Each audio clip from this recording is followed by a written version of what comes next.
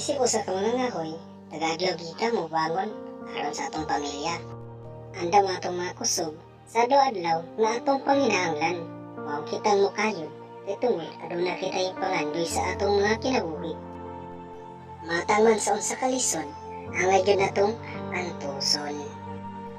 Pero sadyang nang mo abot na gyud ang panahon, ang mosakit na imong likod, labi na sa mga pamaol.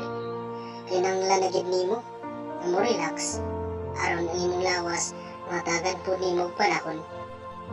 Isod na gyud ang tawo nga magkaedad na, ang mga pamaol sa lawas ug sakit. Ulat na ining idara, wala kita ang pinggita kanunay. Sa may imong ipaabot, igsuon na masakit na imong kalawasan ng ulo. Ali na. Buti na lang may ointment ako na pwede kong kasangga sa bawat oras at araw. Ramdam mo ang bawat patak ng ointment na to. Napakasarap at napakaswabe.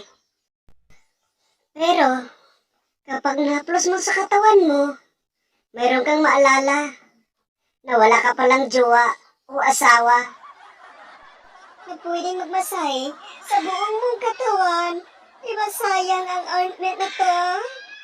Kaya, pinag-isipan ko na lang na doon ko na lang ipahid sa aking higaan o sahig. Maramdaman ko ang init ng ointment na to.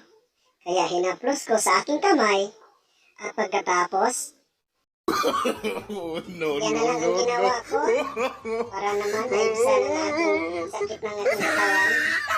Ayan, yan na lang po.